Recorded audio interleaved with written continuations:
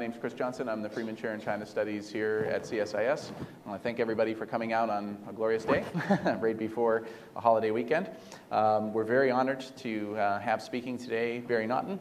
And Barry is, of course, a professor at the University of California, San Diego, been studying and analyzing the Chinese economy since the early 1980s.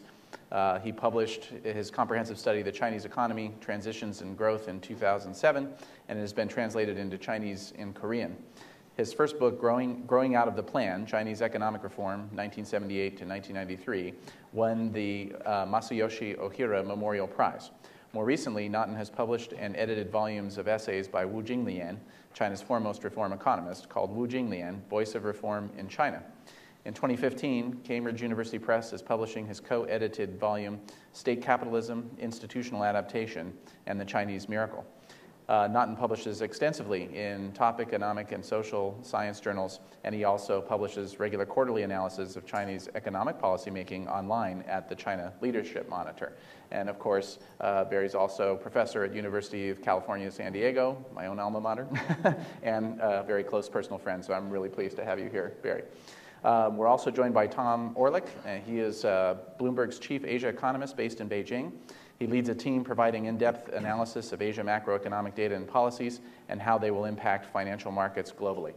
So how we're going to do this is Barry's going to come up and give us a formal presentation, and then Tom will comment on that presentation, and then we'll open it up to the floor for questions and answers. Thanks very much. Barry, please. Thank you.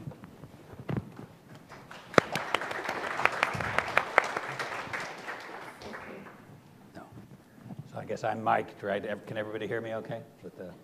Okay, great. So it's an enormous pleasure to be here. It's actually my first visit to CSIS, so it means a lot to me personally. They've also, I have to put in a very brief advertisement. CSIS has given us the first opportunity to showcase the new name we have for what used to be the Graduate School of International Relations and Pacific Studies. It is now the School of Global Policy and Strategy. We just want you to know that we are still Pacific focused, and we have a great China group, and invite everybody to come out and visit us. The sky is, in fact, just as blue as it looks in that picture, and I hope you'll join with us. I want to say a couple of things about a giant topic today, which is, of course, China's economic reforms under Xi Jinping. And I want to start out, the first thing to say here is I think something blindingly obvious, but still needs to be said. And that is that the economic reform program that Xi Jinping is carrying out is real. There's actually something here, something big, something important for us to talk about. I sometimes feel a little frustration because I feel that our view of China is so big and so complex. Of course, we naturally want handles, simplifying handles to understand things. But at the same time, our conception often lags behind a little. In my personal view, under the Hu Jintao-Wen Jiabao administration, economic reforms really ground to a halt, kind of stagnated. And it took us years to incorporate that recognition into our understanding of China. Today, we see dramatic, multifaceted economic reform initiatives underway. And again, there's a little bit of a lag, I think, as it takes us time to grasp how wide-ranging and how important some of these changes have the potential to be. But at the same time, I don't want to come across as somebody who's just thoroughly optimistic about China's economic reforms, as if this somehow, once the decision had been made to adopt some kind of economic reform program, that inevitably meant China would move in a direction that we can foresee, and even necessarily a direction that we would consider positive and desirable. On the contrary, I think it's a much more complex situation, and to me, I try to encapsulate some of the complexity by, again, stressing something that, on the one hand, is, again, blindingly obvious, and that is this is an authoritarian, top-down reform program. Everybody sees the authoritarian nature of Xi Jinping's rule in many, many different dimensions. I don't have to talk about it here. But in terms of economic reform, that means that some of the aspects of economic reform are different. The way it unfolds is different from some of the reform programs that we've seen in China in the past. And just to emphasize one point right at the outset, that means that the role of grassroots incentives in carrying out the reform program is very different today than it was in the 1980s or 1990s. That is to say, in previous waves of reform in China, a great deal of the action has come through decentralization, opening up initiative on the bottom, letting policies percolate up from the bottom.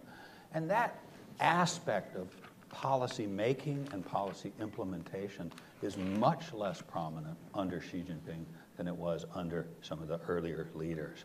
And that means the dynamics are different, the problems are different, the sequence of events is different. It also means that the natural objective we have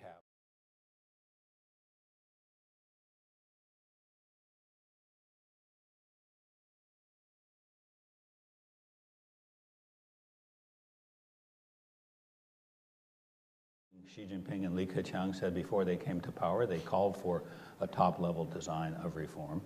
But in fact, what we see is a situation where the leader retains this discretionary power to the very last minute. And that's inconsistent with a blueprint that really lays out exactly what's going to be done and what's going to happen.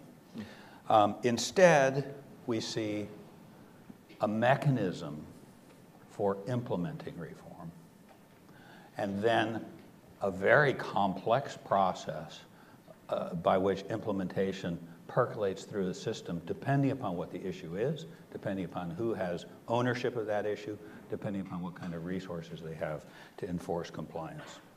One of the most obvious examples of this, the way this type of dynamic is playing out in a clear issue area is coming with state enterprise reform right now. Because one of the remarkable things that's happening is, on the one hand, the Xi leadership team is talking about a very complex, potentially meaningful restructuring of the state sector. It hasn't progressed very far. At the same time, they've also passed a rule that says managers of state-owned firms, including state-owned banks, including even the state-owned sovereign wealth fund, should be paid as bureaucrats, meaning that managers of these large state-owned firms are taking huge pay cuts, even as they're suffering from the impact of an anti-corruption campaign and all kinds of other forms of surveillance and politicization of the economy. Is that consistent with economic reform? It's hard to know. Is it consistent with this stage of state-owned enterprise reform? That's hard to know as well. So when we look at how reforms are taking place, I think it's very important for us to avoid the mistake that says, oh, once you have an authoritative boss who's committed to this, then it becomes easy. That's not true, right? Authoritarian systems don't work that smoothly. If they did, we'd live in a very different world. But the simple fact that you have an authoritative boss with a commitment to reform doesn't necessarily mean that reforms will succeed or that they'll go smoothly. So instead of a top-level design for reform, what we have is a mechanism. I think most of you are familiar with this. This is the leadership small group for deepening comprehensive economic reform. But in a way on this graph, so this shows sort of the structure of it. Of course, you know who the chair of it is. Obviously, it is Xi Jinping himself is the chair. But I really want to direct your attention to two numbers here. The first is 336. That's the to-do list that came out of the third plenum in 2013.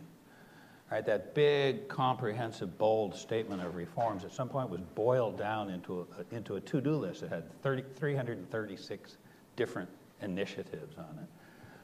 And those initiatives are disaggregated to subgroups, right, of which the most important is this economic system and ecological civilization. What a term, wow. All right, subgroup that has 118 initiatives to take care of. And, you know, when we say initiatives, this doesn't mean, you know, pick up your dry cleaning today on your way to work. This means, you know, restructure the fiscal system. That's one initiative. And, you know, create a new international payments system is another initiative. So this is incredibly dispersed and wide-ranging set of objectives. And we can see the those were drawn up at the end of 2013. Last week, the Old Planning Commission, the National Development and Reform Commission, published their key points of work for this year.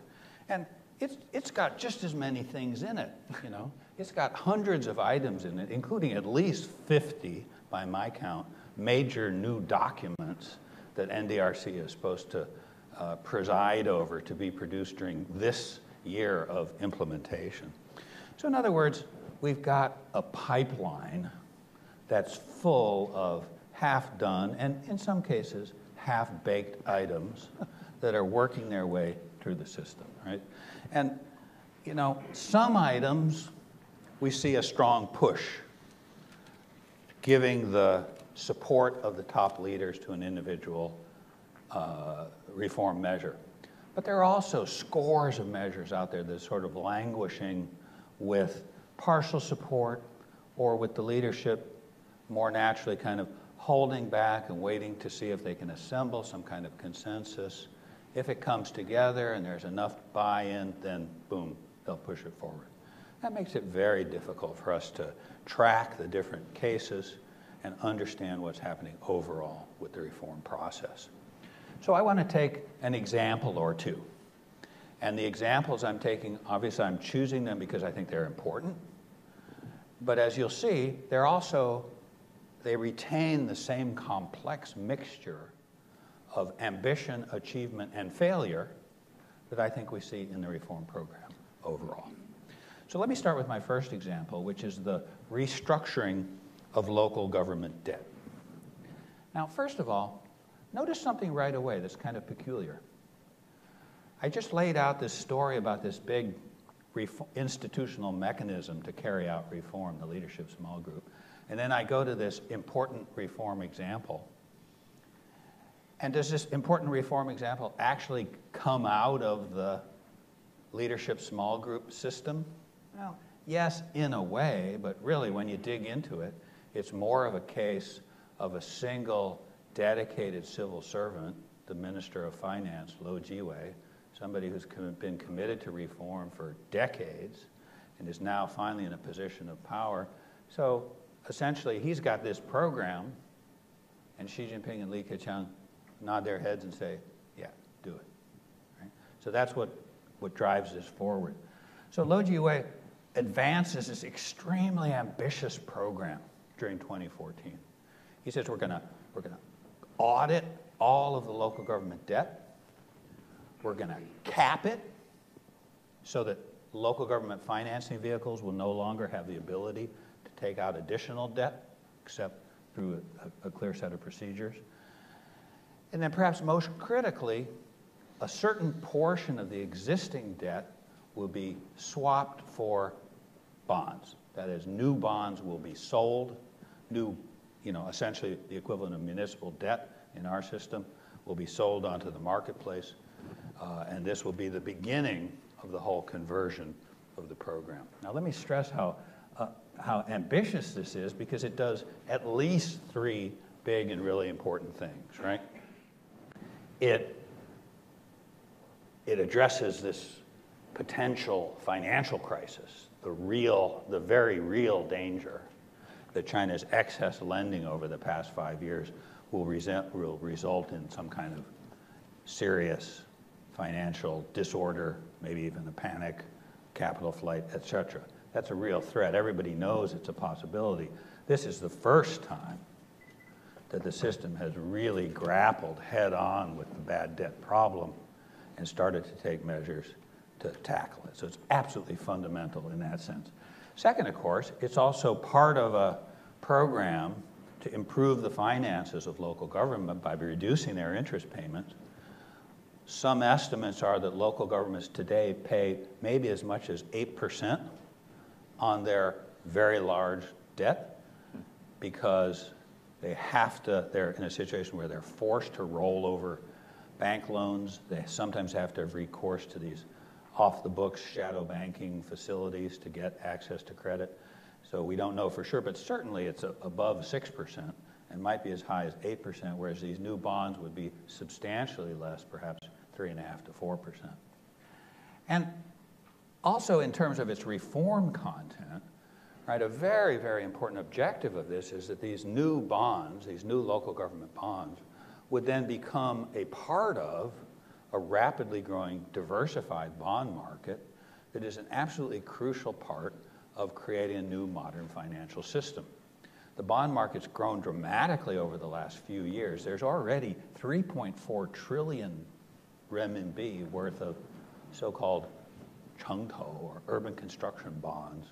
So it's a very, significant, it's 5% of GDP. It's nothing compared to bond market in our economy, but from nothing, it's growing significantly. We've got the beginnings of a diversified bond market in China of government bonds, bank bonds, and enterprise bonds. So that's a very, very important part of the overall transition to a more marketized economy. And again, part of this program is that the people who were buying bonds would be not only banks, who are the main actors today, but would also include pension funds, insurance companies, et cetera, et cetera. So, when you look at this program, you've got to say, this is really serious, both in terms of the willingness to tackle the core problems, the core things that threaten the Chinese economy today, and in terms of the direction it's going in terms of a much more sophisticated and market-based financial system. I'm going to skip that slide because it's too abstract. But here's the catch. It failed. And I mean, it really failed. I don't mean just implementation has been difficult. In some sense, every strand of this proposal fell short. So in the first place, Lou Jiwei said, all right, we need the local governments to report their debt, and they did. They essentially said, this is the last chance for somebody else to take over responsibility for my debt. So they reported 16 trillion, which was much more than people expected and much more than the system was willing to handle. So Lou Jiwei said, go back, look again, figure out how much debt actually should belong to different kind of commercialized entities that can take over responsibility themselves, so it doesn't have to be government debt. And they had to set up a whole new program where the Bank Regulatory Commission and the banks and the NDRC and the Ministry of Finance all together were going to do a much more detailed audit in order to try and control the scale of in order to control the auditing process of the debt. In other words, the local governments perceived a potential bailout in this, and so they wanted to overstate or at least report as much debt as possible. And then when time came to sell the first batch of these bonds, province of Jiangsu, obviously a relatively rich and sophisticated province, marketed the first batch of bonds in April or late March, and they failed. Nobody bought them. Nobody wanted to buy them, basically because there's already, as I said, there's 3 trillion in these urban construction bonds that have an average interest rate of 6% and have a kind of implicit local government guarantee. So if you can invest your money at 6% with an implicit guarantee, why would you buy these local government bonds at 3.5% with even though the guarantee might be somewhat more formal? So they failed. And then at the end of April, the Politburo met, and the Politburo essentially said, the economy is doing worse than we think. One of the problems with the economy doing poorly is that local governments are somewhat paralyzed. They're not spending money fast enough. Infrastructure projects are not building out fast enough, and one of the problems is the high level of uncertainty about financial resources of local governments. So this program really failed, right? It failed perhaps because the design was too sophisticated, perhaps because the implementation mechanism wasn't properly thought out, but also because the macroeconomic conditions meant that a debt restructuring that had a contractionary impact just wasn't going to fly. Right? With the economy slowing down the way it is, the political leaders backed off their support for it and said, let's do something different. So instead we got debt restructuring 2.0, which still will convert $1 trillion RMB worth of debt into bonds, but the nature of the restructuring is something really completely different. They took this trillion and they said, well, where did the original debt come from? Right? If it came from this bank, then this bank is responsible for buying the bonds that the debt is going to be converted into. So that's a very different proposition, right? Especially because the interest rate on the bonds was sort of equally low with the interest rate on the bonds in Jiangsu that nobody wanted to buy. But now the banks don't really have any choice but to carry it out. Supposedly it's a negotiation. Supposedly it's a market-based transaction. But of course what it really is a one-on-one transaction where everybody knows the transaction has to be carried out and where there are guidelines that drive it towards a relatively low interest rate. And then to sweeten it, the central bank agreed that these bonds would serve as collateral for any central bank lending to the commercial banks. So in other words, it's sort of similar to the European system, where the European Central Bank guaranteed to the European commercial banks that they would be able to use Greek debt and Spanish debt as collateral for European bank lending. But that was a better deal for the European commercial banks because that allowed them to buy debt that was high yielding at the time and then use it for collateral and also profit when the interest rate came down. It's a very different deal for the Chinese commercial banks who don't really need collateral right now and who would be forced to buy bonds with a lower interest rate to begin with. In other words, this is a bailout. It's a bailout of the local governments by the banks who don't have any choice but to take the new debt. So this is a very, very substantial change. It's a big deal, and it's also it also displays the kind of mix of success and failure that we should be looking for as we look at this whole big reform process as a whole. In a way, we can say that the key thing that doomed Lou Jiwei's initial plan to failure was the downward pressure on the economy overall.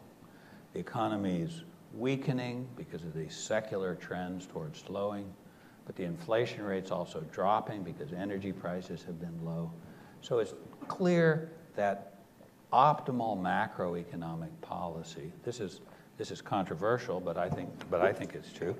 Optimal macroeconomic policy should become more expansionary. Lou Jiwei's bond swap was moderately contractionary, so that killed it. But in other areas, the need to, the opportunity, maybe we should say, to move towards a more expansionary macro policy could also be harnessed in favor of reform. And so while we see this failure on the part of fiscal reforms, when we turn over to financial reforms, we find that this same need to adopt a somewhat more expansionary policy creates some opportunities. Because as the central bank pushes to drive down funding costs, it gives them a new kind of leeway. So here's a graph. This is the justification for having a PowerPoint, really, was to be able to show this graph. And what it shows on the top is the PBC set benchmark one-year lending rate. And at the bottom black line is the benchmark one-year deposit rate. So if we look over at the left-hand side, what we see is sort of the old system, right? A big gap, 300 basis points, that's 3 percentage points of interest. This sort of enforced gap that provides profit to the banks, which can take deposits at the low rate and lend at the high rate. Over the years, the PBC has liberalized the lending rate so banks can lend at higher and different rates. But the deposit rate has not been liberalized until very recently. So look at what's happened in the last year. As the benchmark rate has gone down, the ceiling of what commercial banks can give to depositors has barely changed, because every time they lower the benchmark rate, they've increased the band so that now commercial banks can give 150% of the benchmark rate to depositors. Why does that matter? It matters for two reasons. One, the spread with the benchmark lending rate has decreased very substantially from 300 to 170 basis points. So there's less of a enforced profitability for banks, which is an enforced kind of taking from depositors. But even more important, as interest rates have fallen, the actual interest rates that the banks give to the depositors, which is shown there way over on the right in that red circle and black diamond, has now fallen below the ceiling for deposit interest rates. In other words, deposit interest rates are now deregulated in China.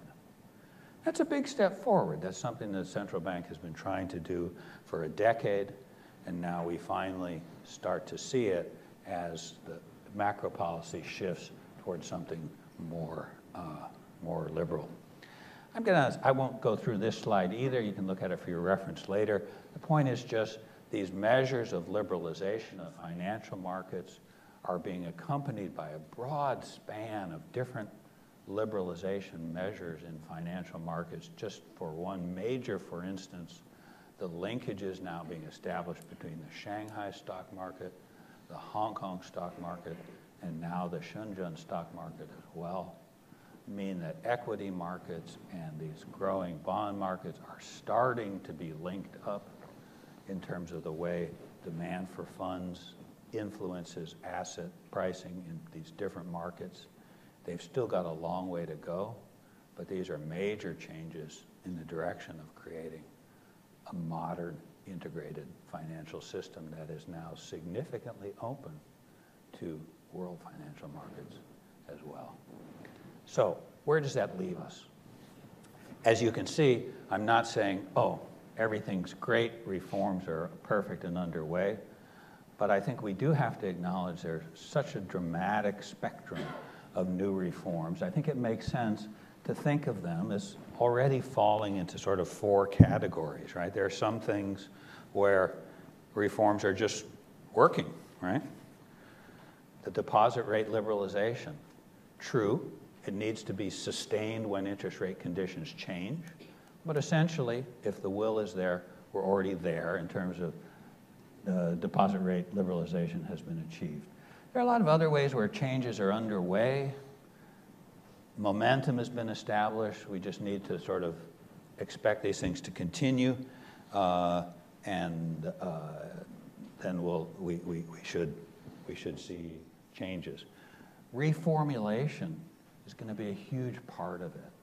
Local debt restructuring round one failed, but it's not going away. That's only 1 trillion out of 15, 16 trillion. You're going to see the next tranche will be handled in a different way, the next tranche in a different way. And I think my expectation would be that particular area, you'd see a process of reformulation that probably will ultimately succeed. And other things certainly are going to fail. For instance, I think the transformation of rural to urban land is something that so far has failed. SOE reform so far has failed, but it's going to be a mixed and complex picture. So my last word then, these changes won't necessarily produce our dream system of a market economy in China, especially maybe a fair market economy in terms of the way foreign businesses are treated. But they're already important enough that they're dramatically changing the way this system works, and they're making changes that will continue to be resonant over the next decade and decades as well. I'll stop there and turn it over to Tom. Thanks, Barry. Thank you. could do it from there. Up to you. Oh, okay. I'm gonna stand up because it lends me an air of greater authority. Thanks very much to CSIS for the opportunity to speak here. It's a great honor for me to be on the same platform as Professor Norton. I moved to China in 2007, and the one book on the Chinese economy which came with me in my suitcase was Barry Norton's book on the Chinese economy. It still has a prominent position on my bookshelf, unlike my book on Chinese economic indicators, which I'm currently using to prop up a wobbly table. I'm Bloomberg's chief Asia economist. I'm part of a global team of economists at Bloomberg that started to produce systematic and detailed coverage of major economies. So I cover China, my team cover Japan, India, and other countries in Asia, and we have colleagues in Europe and the US doing a similar job. As I said, I've got a huge amount of respect for Professor Norton. That said, you guys didn't take a morning out of this beautiful sunny day to hear us agree with each other. So I'm going to do my absolute best to try and pick a few holes in his argument. First of all, I'm going to try and sound a slightly more optimistic tone on the reform agenda, and then I'm going to speak a little bit about why, even though I think we can be optimistic about reform, that still doesn't make us optimistic about where China's growth is headed. So first of all, Professor Norton mentioned the absence of a blueprint for reform and the continued role of discretion at the top of China's decision-making system as a problem. And I share that view. I think that is an issue. But I think it's also important to remember where we came from. If you go back in time to the Hu Jintao, Wen Jiabao administration, the concern was really about leaders who were too consensus-oriented, leaders who didn't have the willpower to take on vested interests and push through tough reforms. Well, if that was the problem, then under the Xi Jinping, Li Keqiang administration, I think we can all agree that it's been resolved.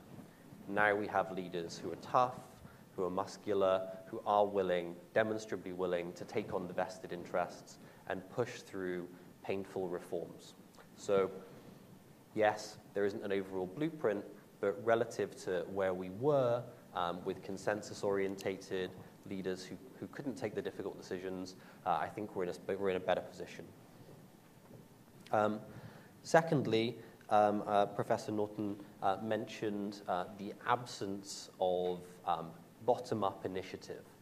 I guess we sort of thinking back to the 1980s where land reform didn't come from Deng Xiaoping, it came from the sort of autonomous innovation of China's farmers.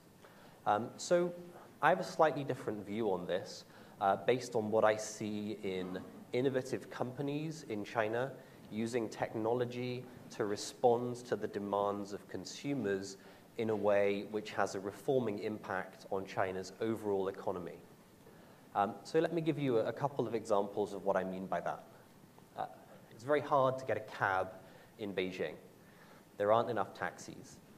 And the reason there aren't enough taxis is because the government regulates the fare for taxi drivers at a level which is unattractive. So people don't want to work in the industry. Now, that problem has started to get better. The problem has started to be solved. And it hasn't been solved by the government changing the regulation on taxi fares. It's been solved by companies like Didi Dacha, which is kind of like a Chinese Uber, which has created an app which lives on people's smartphones and which they can use to summon a taxi and to incentivize the taxi driver by offering them a tip. So the government hasn't changed the regulations, but an innovative private sector company has taken advantages of changes in technology to take the system a step forward. That's one example, but you can also see perhaps more significant examples in areas like telecoms, where Tencent's Weixin application is changing the way people communicate, taking revenue away from the big Chinese state-owned telecom companies, making communication easier and cheaper for Chinese citizens, or in the banking sector, where money market funds like Alibaba's money market fund, are taking funds away from the banks. And even before the significant moves on interest rate liberalization, which Professor Norton, I think, completely rightly identified as a major step forward, even before that happened, these innovative private sector players like Alibaba's money market fund were taking funds out of the banking system, allowing customers to manage those funds over the internet, which, as any of you who've been to a Chinese bank knows, is a huge improvement, and offering them a market-set interest rate. So on the question of whether reform is centralized or decentralized, yes, Beijing continues to call the shots on shifts in the regulation, but I think if you look at what's happening in the real economy, you do see these innovative private sector firms using technology to address consumer needs, and that having a significant impact on everything from taxis in Beijing to the way people communicate to the way people manage their finances.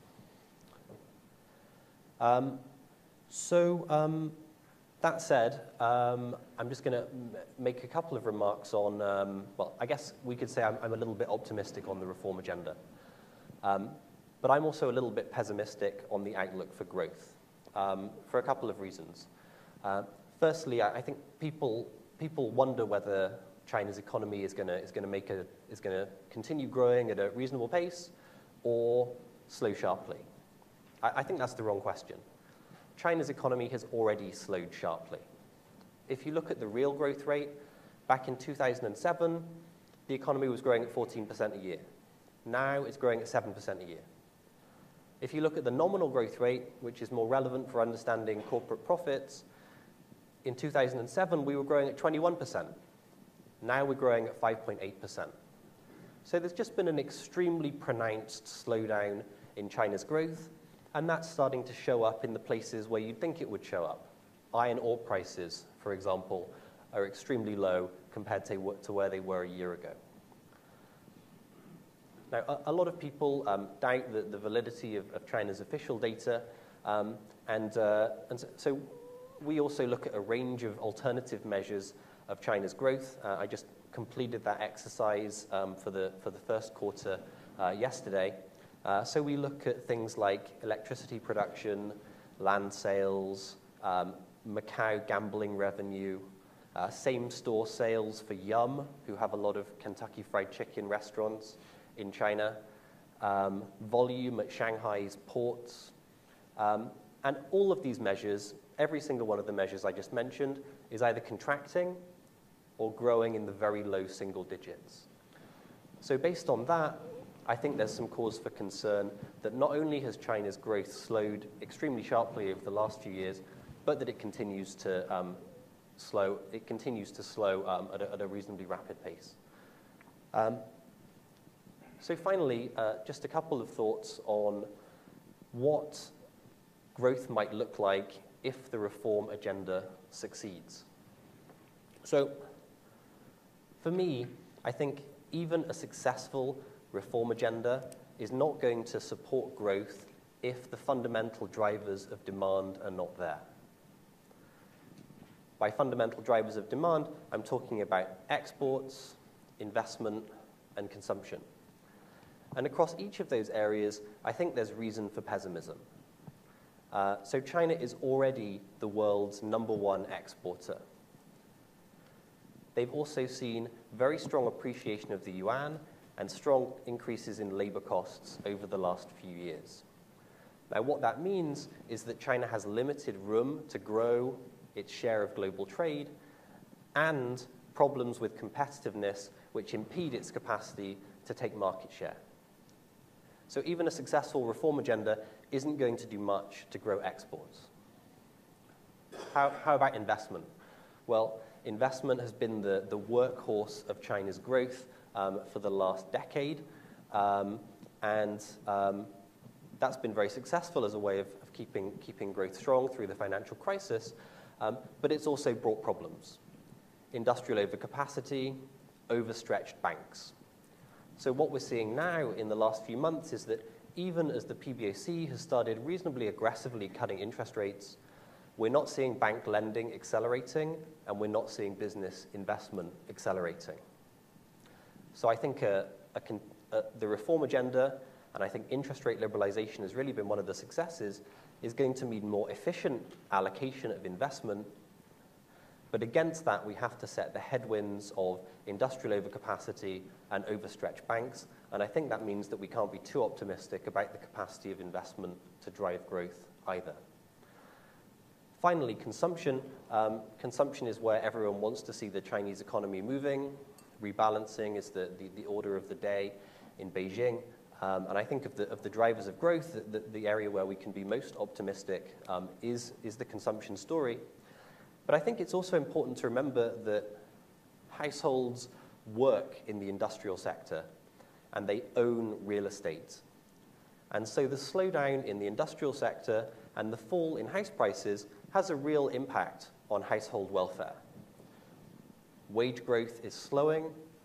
Households have the majority of their assets, the majority of household wealth is in real estate. So as house prices start to come down, we see a negative wealth effect on China's consumers. And what that means is that the slowdown in investment, the slowdown in trade is not going to leave the household sector unaffected. It's not reasonable to expect extremely rapid growth in wages, extremely rapid growth in household wealth, and so extremely rapid growth in consumption when the rest of the economy is not doing terribly well. So with that, I'll return to my seat and back to you. Great. Thanks, Tom. Appreciate it. Okay. We're going to dive in with the audience here in a moment, but I'm going to kick off with a couple of questions that maybe try to bring that very focused discussion up a little bit and give you guys some things to chew on before we turn over to the audience. The first one is, you see a lot now of discussion when we look at what's happening in the economy, especially with the slowdown that Tom was highlighting, comparisons to Japan in the 1990s and even going forward. So how similar are the economic reform challenges, would you say, that the Chinese are facing now to those that Japan faced? And would you say, is Xi Jinping's task easier, more difficult, something in between? And then the second one is, we talked a little bit about this, Barry, in your presentation, the whole issue of the mechanism, right, for how to implement these reforms. I wondered if maybe you could drill down a little bit on that and tell us a little bit about your view of the economic experts that are involved in analyzing and making these policies now. There's obviously a lot of discussion about how the mainline ministries don't seem to be playing the role they used to in the past, and that there are these kitchen cabinet advisors, if you will, that are extraordinarily influential. I wonder if you might compare those with similar individuals, say, from 10 to 20 years ago, or the Zhurongji period of reform, something along those lines. What's your impression of how they think? And is there a relative consensus among them, or are there really fierce debates on these policy issues? Thanks.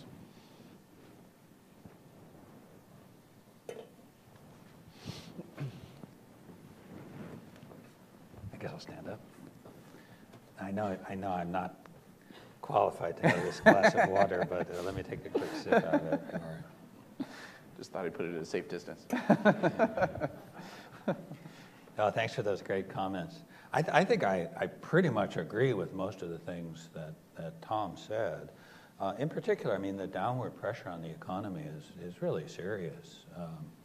And I guess that's a good way to sort of bring in Japan, too. I think when we compare China and Japan, China is exiting its miracle growth period. I think there's no question about that. And so the similarities with Japan, actually not so much in the 1990s, but in 1973 and Korea in 1987 are quite substantial.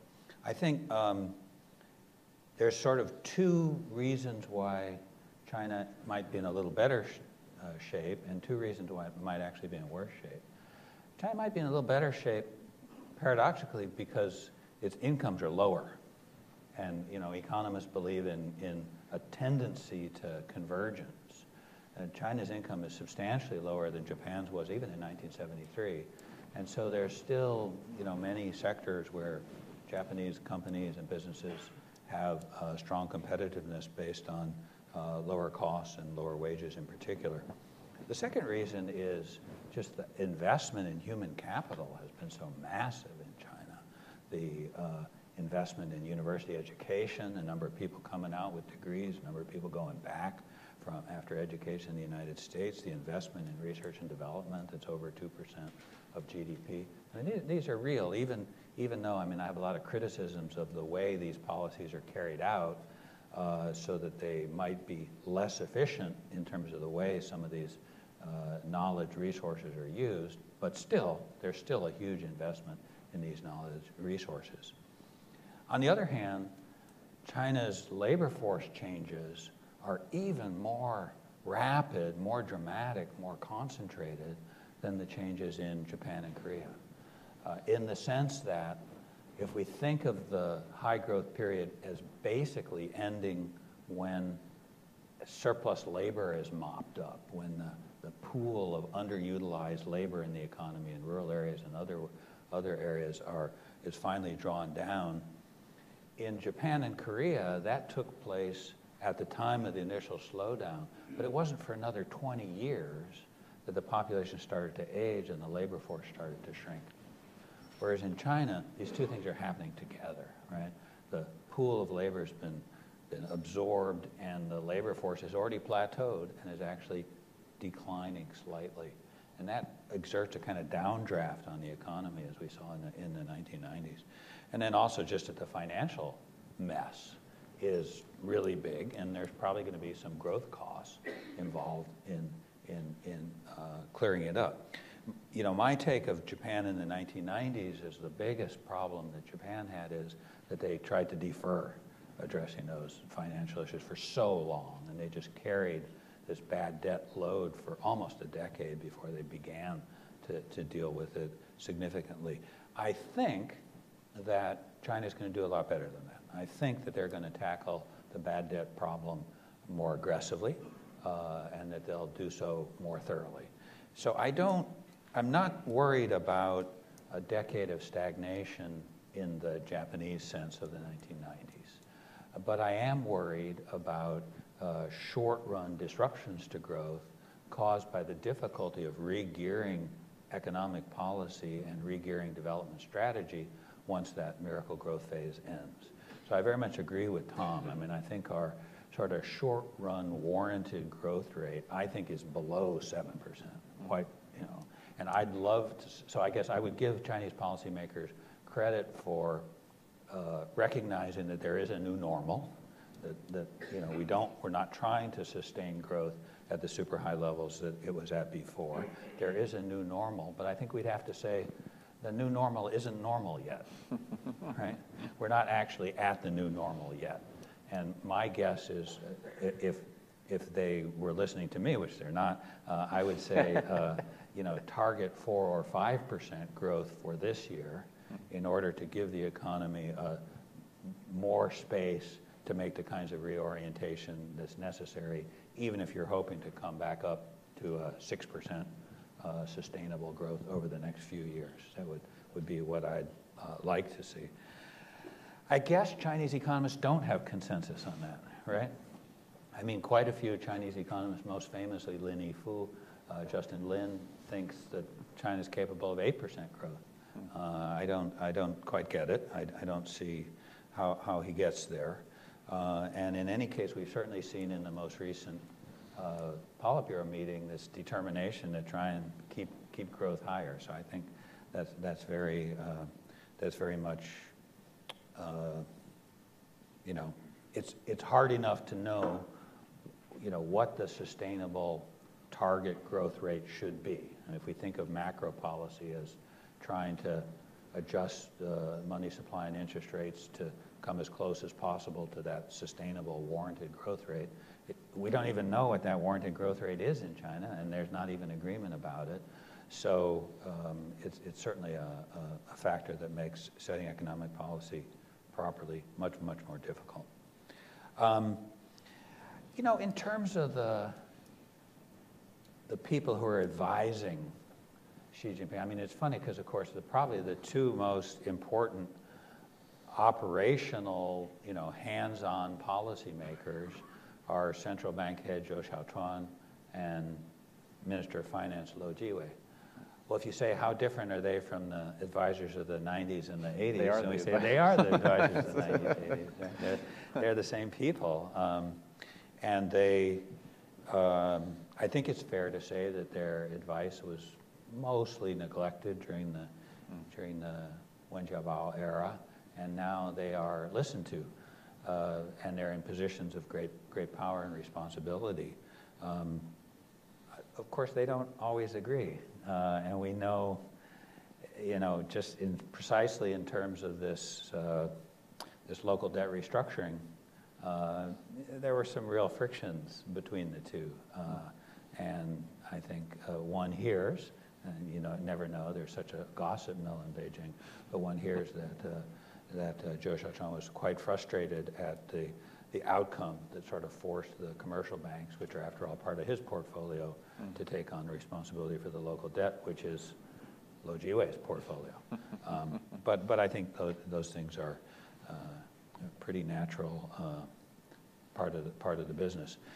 In terms of the advisors directly to Xi Jinping, of course, everybody I think is aware, especially in Washington, where people are very attuned to advisors. People paid a lot of attention to Liu He, who is, of course, in that picture that I showed of the leadership small group and the subsidiary group that is responsible for the most of those initiatives. The economist Liu He is the co-chairman of that specialized group.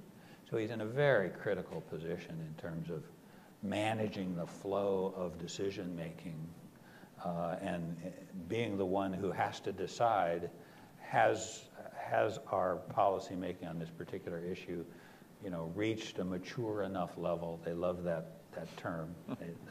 The policy has to mature and then be approved by the top leaders.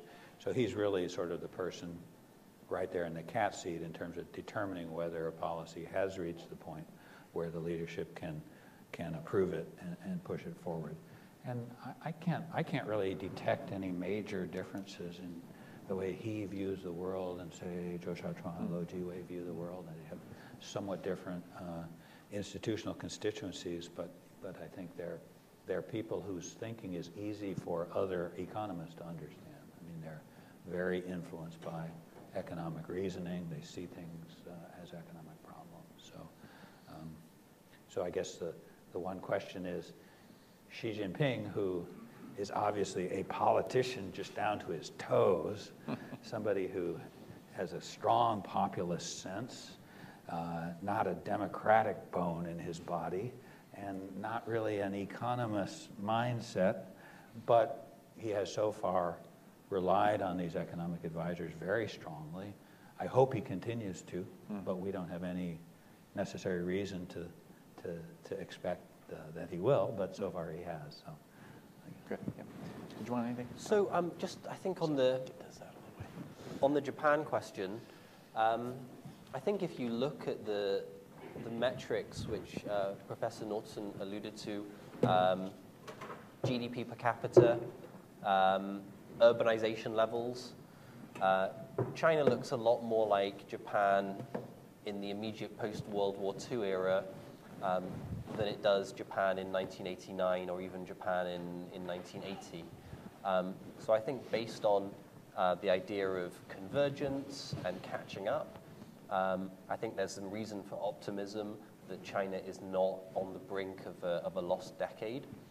The reason why I think there's also a reason for a bit more pessimism, though, and that's for a couple of reasons.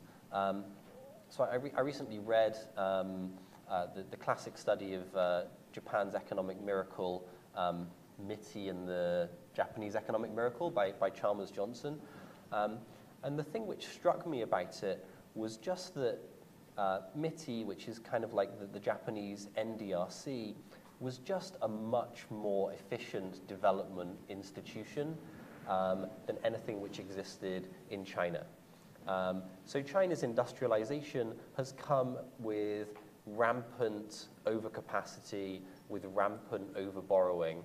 And that's because even though the NDRC looks pretty powerful relative to whatever we have in the United States or Europe, relative to MITI's capacity to control industrial capacity expansion or industrial borrowing, NDRC is really very puny. So my concern is that China has achieved a moderate level of prosperity in a way which is so much less efficient than what Japan did, that space for growth, which it appears to have, will actually turn out to be illusory. Great, thanks.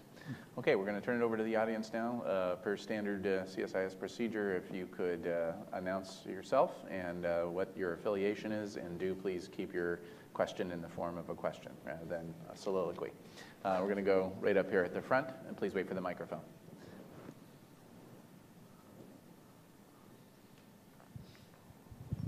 Mike Macetic, PBS Online NewsHour. To what degree does the uncertainty of the purges and the anti-corruption campaign weigh here, in the sense that in the best of times it wasn't that risk-taking a society, and now there must be much more fear of taking risks?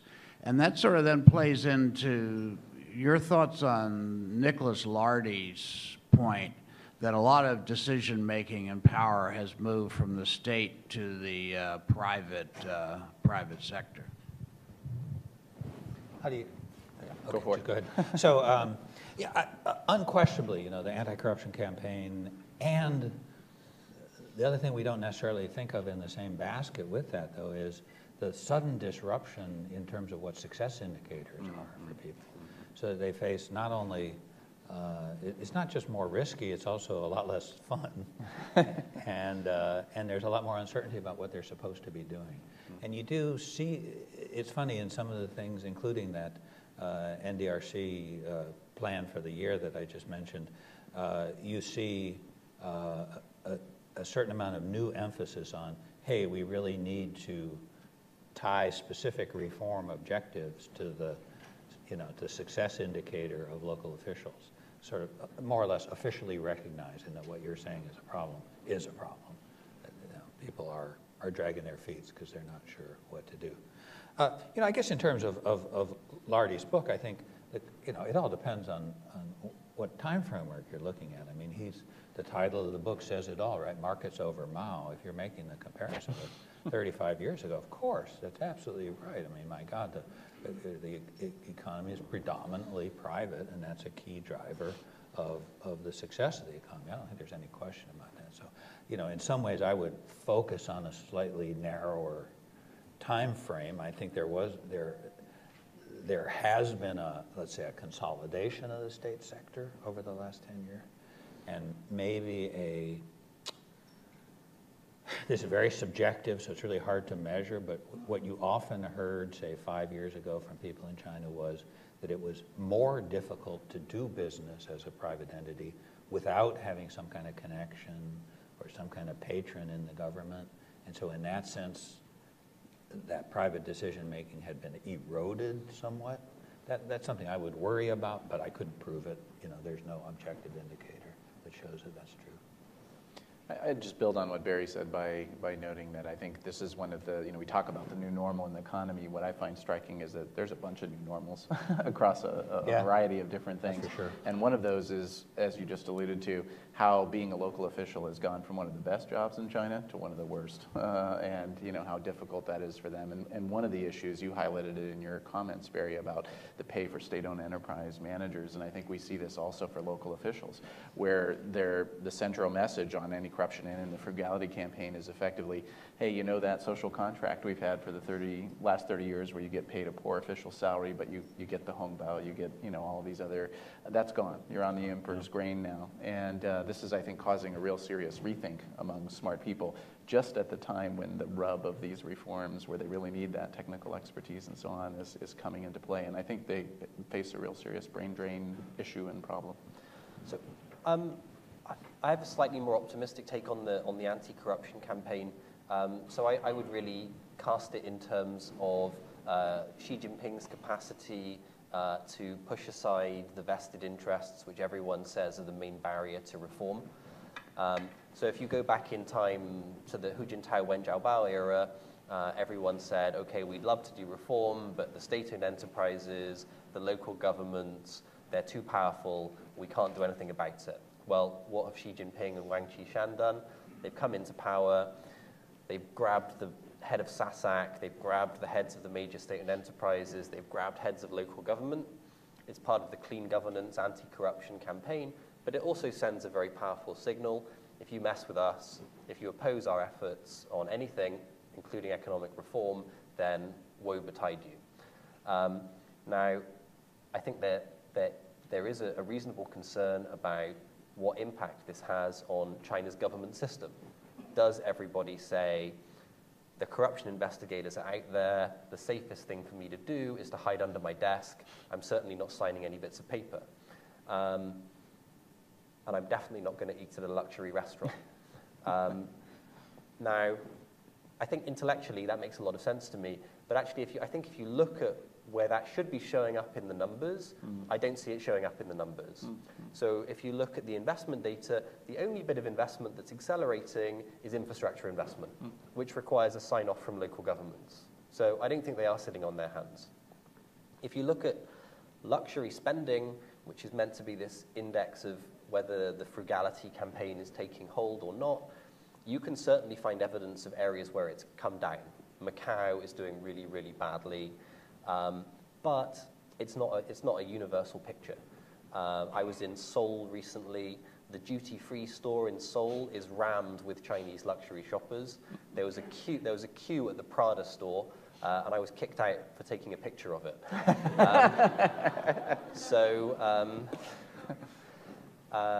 Even though I was using a Samsung phone, which would get me out of the problem.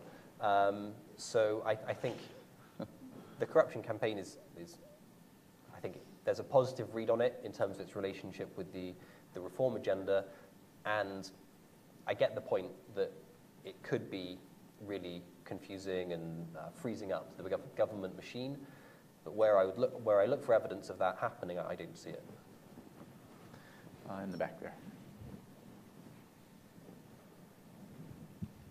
Thank you. My name is Hong Zhang. I'm a PhD student from George Mason University. So for both of speakers, my question is, to what extent do you think the whole set of financial reforms represent a breakaway from the Chinese model of political economy, in the sense that in the traditional model, the state-owned commercial banks have played crucial roles in providing funds for local governments and to state-owned enterprises for the investment-driven economic growth.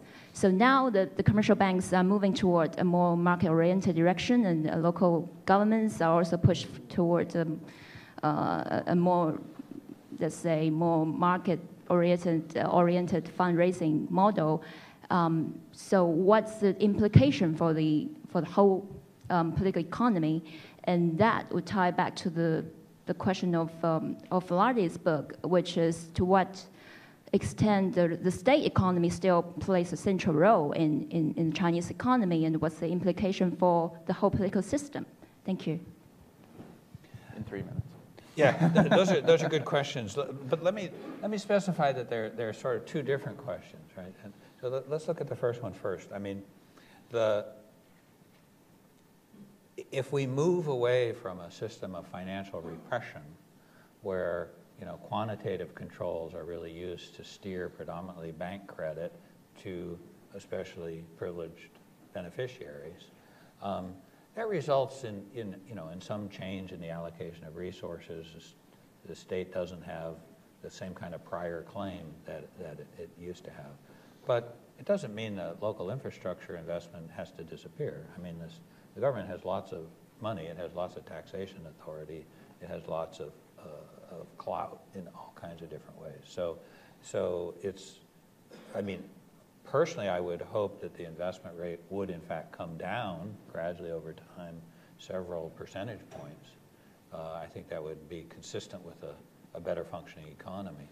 But we know that the modern financial systems actually are more efficient in a way that kind of gives you a % or two of GDP, kind of efficiency bonus. So I think that would be a very positive transformation that's still consistent with China still being a very high investment economy in any kind of comparative sense. What was the second part? I didn't catch the second part. Is it going to change the kind of whole political economy of China? What? Is a liberalized financial system going to change the whole political economy of China? Yeah. Well, so, I mean, there is an argument that a modern financial system plus an open capital account can have, very fundamental effects, not just on the efficiency of the economy, but also on sort of the distribution of power. People sometimes turn to, say, Indonesia as an example of this. It definitely provides a check on government decision-making that I think can be quite positive in the Chinese case. So apparently, Lenin said all communist governments need one very large bank, which is a great quote, and I've always wanted to use it, but I've never been able to find the original attribution, so I'm not sure whether he actually said it or not. And I think that goes to the kind of the evident truth that if you control the flow of credit, that gives you massive influence over a whole range of different things. Now, by liberalizing the financial system, I think when we talk about the liberalization of the financial system, I think we have to recognize that we're talking about the liberalization of financial instruments. We're not talking about a shift in the ownership of China's big banks. So ICBC is now going to be operating in a market-based interest rate system. However, ICBC is still majority owned by the Chinese government. So I think it will continue, it will hopefully operate in a more efficient way, but the Communist Party will still have one very large bank. So. Although, I mean, I guess to me the main difference is in the first system, it's so easy to hide different kinds of costs so that nobody can really perceive them. ICBC, if the financial system reforms succeed, yes, ICBC starts out state-run, no question about it, but two things are different. One is it has to compete on more or less equal terms, and some of the competitors will do better, and some of them are private. But the other is that ICBC's bottom line is going to be increasingly driven by things that ICBC can't control. And so when the government says, hey, by the way, we'd like you to fund this, then ICBC is going to push back and say, well, we can't fund that because, it's going to hurt our bottom line, it's going to hurt our shareholders, including you. Right there on the edge.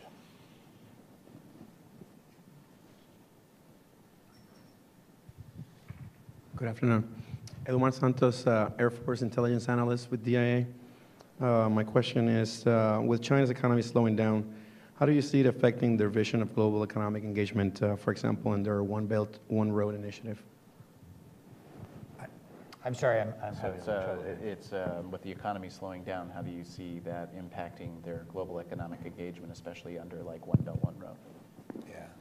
Well, so far, no impact because as domestic demand is weak, it means that they have the credit available and the capacity available for dramatic externally oriented initiatives. So in a way, one road, one belt, or one belt, one road can be thought of as a kind of a domestic stimulus program that provides new markets for Chinese companies. That's not the whole reality, but it's very consistent with the needs of the domestic economy. So I think one of the obvious things, so a couple of obvious points to make. Firstly, it's slower growth from a significantly larger base. So 7% growth today from China is a bigger incremental contribution to global demand than 14% growth in 2007. Second point to make is that within that growth, there's clearly a progressive rebalancing taking place from investment and heavy industry towards consumption and services, and that affects the winners and losers in the rest of the world from China's growth.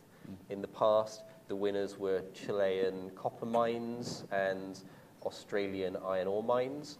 In the future, it's far more likely to be US soybean farmers, or manufacturers of luxury brands, and we're already seeing that transition taking place. The third thing to say on things like the One Belt, One Road initiative, I certainly agree with Professor Norton that this has a kind of stimulative effect on China's domestic demand. I think the other question on a sort of slightly longer term horizon is, does this fundamentally change the competitiveness of China's economy relative to other to trade rivals? If you build significantly better infrastructure connecting China to neighboring countries, maybe connecting China overland to Europe, then has that affected the competitiveness dynamic such that China can start outpricing its trade rivals again? If it does, then I think that would be a reason for a little bit of optimism about China's export prospects. I would just add on to that, too, that I think if you look at the strategy, say in particular with the Asian Infrastructure Investment Bank and their ability to draw in a great number of partners, all at a fairly strong entry fee, if you will. They're getting funds coming in from others, yet they're taking the credit for the initiative, so pretty smart diplomacy in that regard. Right here.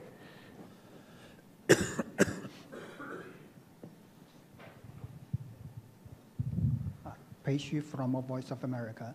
And talking about Chinese reform, the issue of China's SOE, state-owned enterprises, cannot be avoided. Talking about the reform, people say that to expect China's SOE to reform is something like to expect dogs spitting out the meat dumplings in their mouth, as some Chinese would say. Yeah, I want to ask you, how do you look at the issue? And here we have examples, such as Alibaba put forward a very good product of money market product, and quickly was killed by state-owned banks. So how do you look at the issue? Thanks. Do you want me to have a go? Okay. Firstly, dogs spitting meat dumplings out of their mouth. Colorful analogy. I love it.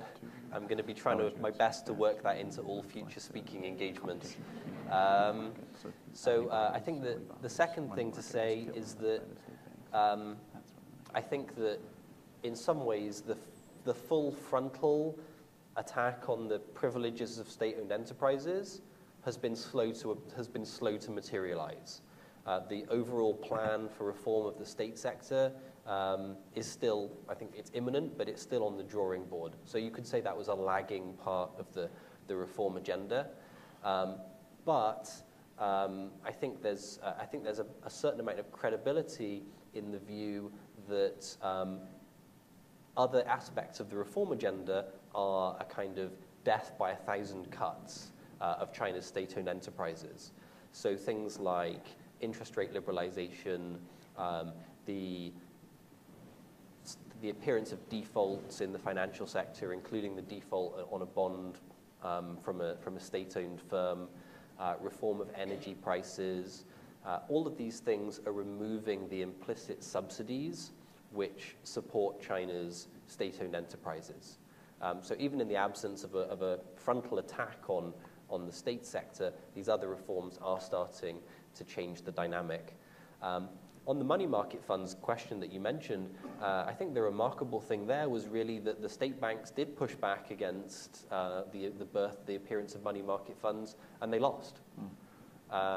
And money market funds continue to grow and be dynamic and suck funds out of the banking sector. Yeah, no. Okay. Yeah, Hank. Thank you. Hank Levine with the Albright Stonebridge Group.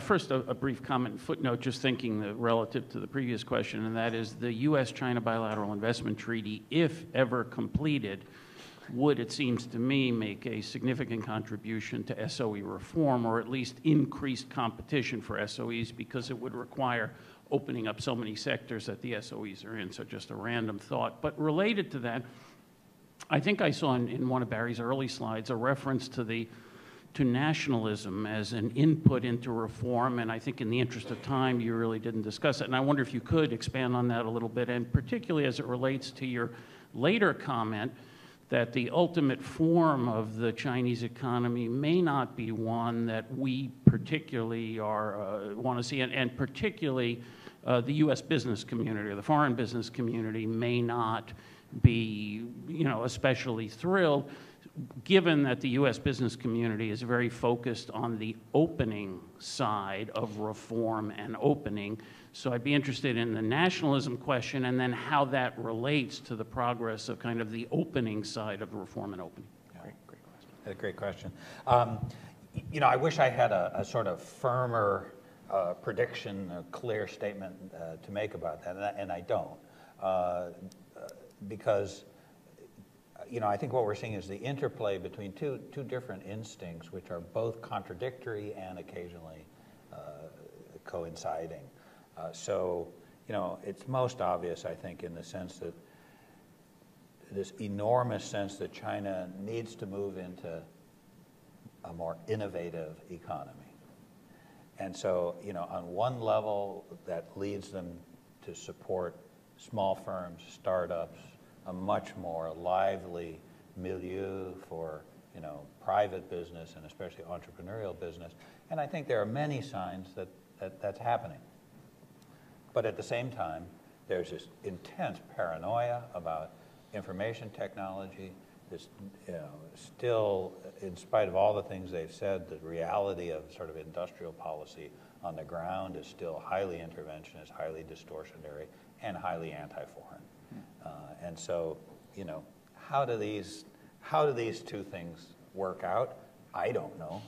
And then at the same time, Xi Jinping's drive for China's greatness clearly leads him to support opening the capital account, having the renminbi play a bigger role internationally, starting with being a member of the special drawing rights basket this fall. But that's leading to, in that sense, it's very positive to economic reforms because I think it gives them a willingness to take risks with financial opening that otherwise they might recoil from. So I wish I had a sort of straightforward, simple takeaway, and I don't. But I do think that the interrelationship and interpenetration of kind of nationalism and the need to have a strong modern economy, which implies a degree of liberalization and openness, these two things are going to be interacting for years. I think we can't expect to have a better answer than what you just laid out, because it is messy. It is messy, right? I guess I would say, picking up on Hank's comment, though, one thing that's interesting is that BIT may in fact be the best opportunity for the U.S. side to affect the arc of the trajectory of the program they're on, because I think we would all agree that there are certainly people in the system who see the end point being one that we would very much not like, right? And something like a BIT might be our best opportunity to, while acknowledging that we can't, get in their game, if you will, it does perhaps allow us to tilt where they're headed a little bit. Good. Any other questions? Someone down here, Chris. Oh, I'm sorry. Sometimes it's hard to see the people in the front. Thank you. Thank you for the great talk. And I want to return to the question that Dr. Naughton... Can you identify yourself, please? Sorry. Oh, I'm sorry. I'm David Cowig. I'm a Foreign Service Officer at the U.S. State Department. My question is thinking about the effectiveness of Chinese government, because when I talk with Chinese officials over the years and ask them to explain the system to me, they would often talk about China having the dual leadership system, 双领导制度, which means, of course, that the different government departments working at their level, they're subject to their local government in financing personnel, but they're also responsible in the dual leadership to the next functional level of government above. But then the officials would always caution me, we also have a saying in China, we have measures from above and countermeasures from below. 上有政治, 下有对策.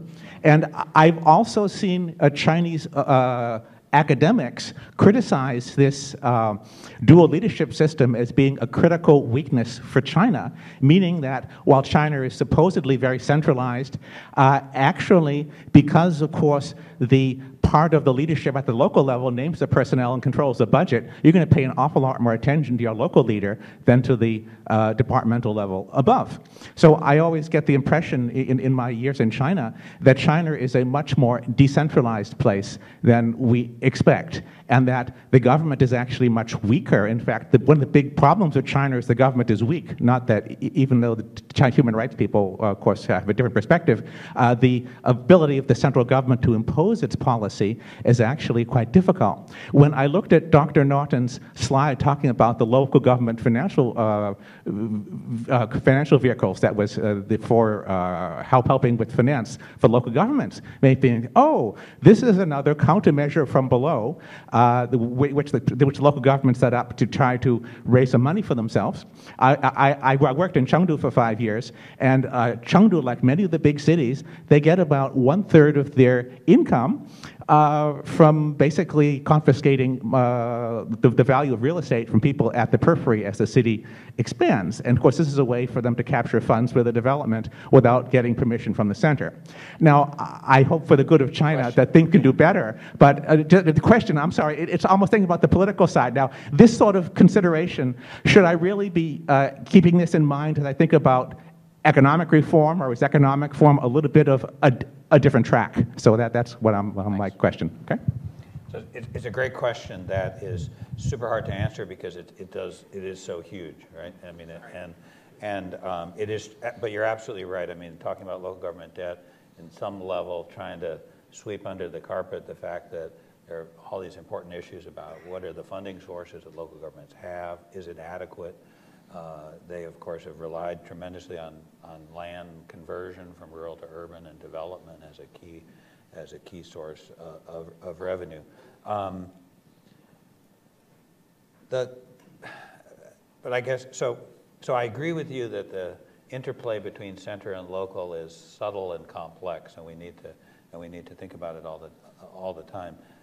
The other thing I'd add is local governments in China lack the accountability to an electorate that local governments here have. And so just allowing, I mean, there's a reason that the system has never allowed local governments to take on debt. And they did anyway, and it caused a bunch of problems. And now we're trying to allow them, we, meaning they, trying to allow them to take on debt through a more transparent and easily monitored process of issuing bonds, but that's still without the accountability that comes from having a local electorate. So there's a whole additional level of risk in there because of that. And I wish we had another hour we could talk about it. So I think absolutely it's a relevant consideration, and it also helps explain why progress has been significantly faster in some elements of the reform agenda than in other elements of the reform agenda. So where have we seen very rapid progress? Well, interest rate liberalization and exchange rate liberalization, two instruments that are controlled by the central bank in Beijing, and where you don't really need to have any debate with anyone at a provincial or a local level or rely on them for any aspect of implementation. Just not to overstate the simplicity too much, but you flip a switch in the PBOC headquarters and it's done. Where have we seen slow and painful progress on reform? Land reform, hukou reform, dealing with overcapacity, all areas where progress and implementation relies on painfully negotiated agreements with local governments. Great. Okay, well, I think we're at time, and I want to thank you. You've been a very active audience. We appreciate that, and please join me in thanking both Barry and Tom for the excellent. What used to be the Graduate School of International Relations and Pacific Studies, it is now the School of Global Policy and Strategy. We just want you to know that we are still Pacific focused, and we have a great China group, and invite everybody to come out and visit us. The sky is, in fact, just as blue as it looks in that picture, and I hope you'll join with us. I want to say a couple of things about a giant topic today, which is, of course, China's economic reforms under Xi Jinping. And I want to start out, the first thing to say here is I think something blindingly obvious but still needs to be said. And that is that the economic reform program that Xi Jinping is carrying out is real. There's actually something here, something big, something important for us to talk about. I sometimes feel a little frustration because I feel that our view of China is so big and so complex. Of course, we naturally want handles, simplifying handles to understand things. But at the same time, our conception often lags behind a little. In my personal view, under the Hu Jintao-Wen Jiabao administration, economic reforms really ground to a halt, kind of stagnated. And it took us years to incorporate that recognition into our understanding of China. Today, we see dramatic, multifaceted economic reform initiatives underway. And again, there's a little bit of a lag, I think, as it takes us time to grasp how wide-ranging and how important some of these changes have the potential to be. But at the same time, I don't want to come across as somebody who's just thoroughly optimistic about China's economic reforms, as if this somehow, once the decision had been made to adopt some kind of economic reform program, that inevitably meant China would move in a direction that we can foresee, and even necessarily a direction that we would consider positive and desirable. On the contrary, I think it's a much more complex situation, and to me, I try to encapsulate some of the complexity by, again, stressing something that, on the one hand, is, again, blindingly obvious. My name's Chris Johnson. I'm the Freeman Chair in China Studies here at CSIS. I want to thank everybody for coming out on a glorious day, right before a holiday weekend. We're very honored to have speaking today Barry Naughton. And Barry is, of course, a professor at the University of California, San Diego, been studying and analyzing the Chinese economy since the early 1980s. He published his comprehensive study, The Chinese Economy, Transitions and Growth, in 2007, and it has been translated into Chinese and Korean. His first book, Growing Out of the Plan, Chinese Economic Reform, 1978 to 1993, won the Masayoshi Ohira Memorial Prize. More recently, Naughton has published and edited volumes of essays by Wu Jinglian, China's foremost reform economist, called Wu Jinglian, Voice of Reform in China. In 2015, Cambridge University Press is publishing his co-edited volume, State Capitalism, Institutional Adaptation, and the Chinese Miracle. Naughton publishes extensively in top economic and social science journals, and he also publishes regular quarterly analysis of Chinese economic policymaking online at the China Leadership Monitor. And of course, Barry's also professor at University of California, San Diego, my own alma mater, and a very close personal friend, so I'm really pleased to have you here, Barry. We're also joined by Tom Orlick. He is Bloomberg's chief Asia economist based in Beijing. He leads a team providing in-depth analysis of Asia macroeconomic data and policies and how they will impact financial markets globally. So how we're going to do this is Barry's going to come up and give us a formal presentation, and then Tom will comment on that presentation, and then we'll open it up to the floor for questions and answers. Thanks very much. Barry, please. Thanks.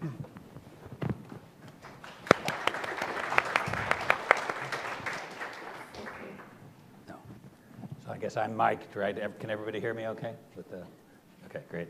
So it's an enormous pleasure to be here. It's actually my first visit to CSIS, so it means a lot to me personally. They've also, I have to put in a very brief advertisement. CSIS has given us the first opportunity to showcase the new name we have for obviously it is Xi Jinping himself as the chair. But I really want to direct your attention to two numbers here. The first is 336. That's the to-do list that came out of the third plenum in 2013. Right, that big, comprehensive, bold statement of reforms at some point was boiled down into a to-do list. It had 336 different initiatives on it.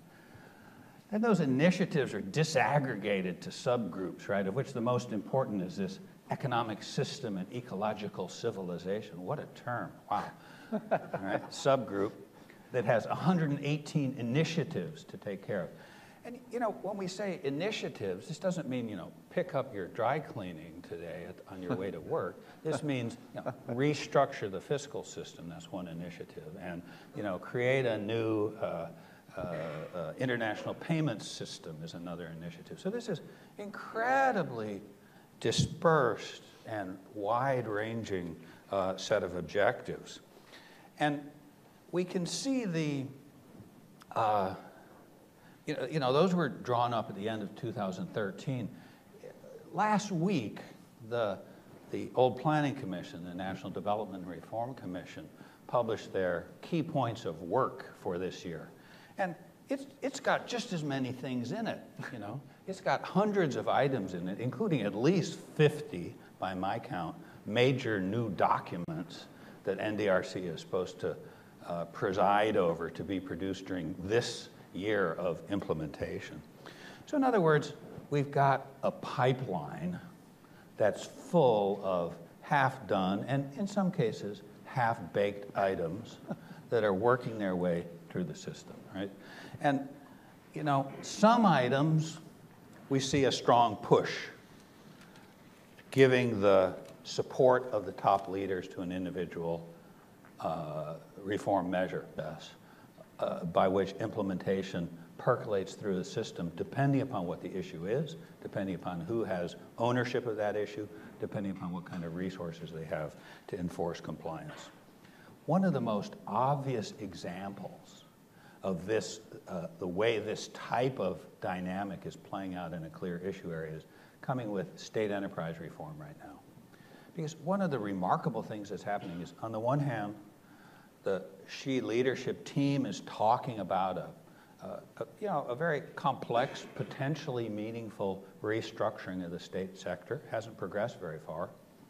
At the same time, they've also passed a rule that says managers of state-owned firms, including state-owned banks, including even the state-owned sovereign wealth fund, should be paid as bureaucrats, meaning that managers of these large state-owned firms are taking huge pay cuts, even as they're suffering from the impact of an anti-corruption campaign and all kinds of other forms of surveillance and politicization of the economy. Is that consistent with economic reform? It's hard to know. Is it consistent with this stage of state-owned enterprise reform? That's hard to know as well. So when we look at how reforms are taking place, I think it's very important for us to avoid the mistake that says, oh, once you have an authoritative boss who's committed to this, then it becomes easy. That's not true, right? Authoritarian systems don't work that smoothly. If they did, we'd live in a very different world. But the simple fact that you have an authoritative boss with a commitment to reform doesn't necessarily mean that reforms will succeed or that they'll go smoothly. So instead of a top-level design for reform, what we have is a mechanism. I think most of you are familiar with this. This is the leadership small group for deepening comprehensive economic reform. But in a way on this graph, so this shows sort of the structure of it. Of course, you know who the chair of it is, and that is, this is an authoritarian, top-down reform program. Everybody sees the authoritarian nature of Xi Jinping's rule in many, many different dimensions. I don't have to talk about it here. But in terms of economic reform, that means that some of the aspects of economic reform are different. The way it unfolds is different from some of the reform programs that we've seen in China in the past. And just to emphasize one point right at the outset, that means that the role of grassroots incentives in carrying out the reform program is very different today than it was in the 1980s or 1990s. That is to say, in previous waves of reform in China, a great deal of the action has come through decentralization, opening up initiative on the bottom, letting policies percolate up from the bottom. And that aspect of policy making and policy implementation is much less prominent under Xi Jinping than it was under some of the earlier leaders. And that means the dynamics are different, the problems are different, the sequence of events is different. It also means that the natural objective we have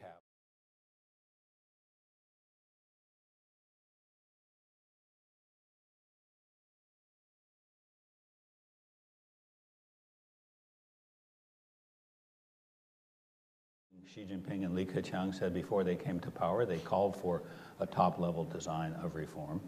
But in fact, what we see is a situation where the leader retains this discretionary power to the very last minute. And that's inconsistent with a blueprint that really lays out exactly what's going to be done and what's going to happen. Instead, we see a mechanism for implementing reform, and then a very complex process